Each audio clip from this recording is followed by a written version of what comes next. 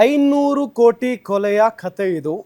ಆಂಧ್ರ ಪ್ರದೇಶದಲ್ಲಿ ಕರ್ನಾಟಕ ಉದ್ಯಮಿಯ ಕಗ್ಗೊಲೆಯಾಗಿದೆ. ಸಿನಿಮಾ ಸ್ಟೈಲ್ನಲ್ಲಿ ಅವರನ್ನ ಕಿಡ್ನಾಪ್ ಮಾಡಿ ಅದಾದ ನಂತರ ಹತ್ಯೆ ಮಾಡಿ ಹಾಕಿರುವಂಥ ಕಥೆ ಇದು.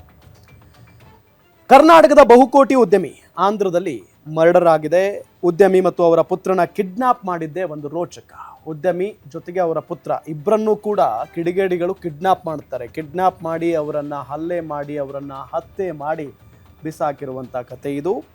ಅಸಲಿಗೆ ಆ ಉದ್ಯಮಿ ಯಾರು, ಕಿಡ್ನಾಪ್ ಮಾಡಿದ್ಯಾರು, ಇವೆಲ್ಲ ಪ್ರಶ್ನೆಗಳಂತೂ ಇದ್ದೇ ಇದ್ದಾವೆ. ಅದೆಲ್ಲವನ್ನು ಕೂಡ ನಿಮ್ಮ ಮುಂದೆ ಇಡುವಂಥ ಪ್ರಯತ್ನವನ್ನು ಈಗ ನಾವು ಮಾಡ್ತೀವಿ. ಅಸಲಿಗೆ ಆ ಉದ್ಯಮಿ ಯಾರು? ಹಾಗಾದರೆ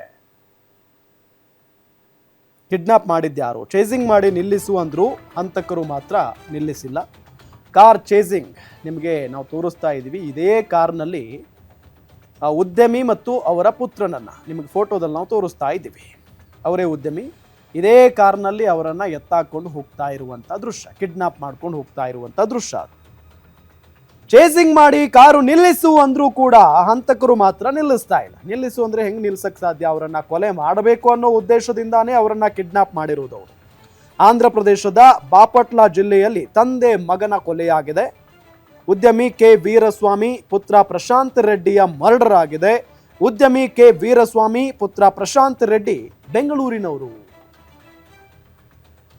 ಉದ್ಯಮಿ ಕೆ ವೀರಸ್ವಾಮಿ ಮತ್ತು ಅವರ ಪುತ್ರ ಪ್ರಶಾಂತ್ ರೆಡ್ಡಿಯನ್ನ ಈ ಕಿಡಿಗೇಡಿಗಳು ಇದೇ ಕಾರ್ನಲ್ಲಿ ಕಿಡ್ನಾಪ್ ಮಾಡ್ಕೊಂಡು ಹೋಗ್ತಾರೆ.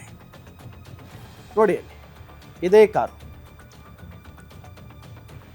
ಇವರಿಬ್ರು ಬೆಂಗಳೂರಿನವರು, ದೊಡ್ಡ ಉದ್ಯಮಿ ಆಗಿದ್ದಂಥವ್ರು. ಅವರನ್ನ ಹೆಂಗೆ ಹೊಡೆದಾಕಿದ್ದಾರೆ ನೋಡಿ. ನಿಮಗೆ ಬ್ಲರ್ ಮಾಡಿ ತೋರಿಸ್ತಾ ಇದ್ದೀವಿ. ಅದನ್ನೆಲ್ಲ ನೇರವಾಗಿ ತೋರಿಸೋದಕ್ಕಾಗಲ್ಲ, ನೋಡೋಕ್ಕೂ ಆಗಲ್ಲ ಅಂಥ ಒಂದು ಫೋಟೋಗಳು, ಅಂಥ ಒಂದು ದೃಶ್ಯಗಳು.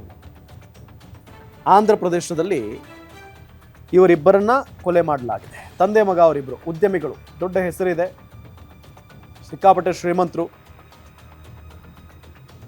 ಸೊ ಅವರನ್ನ ಕೊಲೆ ಮಾಡಿದ್ದಾರೆ. ಮತ್ತು ಯಾಕೆ ಕೊಲೆ ಮಾಡಿದ್ರು, ಯಾವ ಗ್ಯಾಂಗ್ ಅನ್ನೋದನ್ನು ಕೂಡ ನಾವು ಗಮನಿಸ್ತಾ ಹೋಗೋಣ ಈಗ. ಬಹಳ ಪ್ರಮುಖವಾಗಿ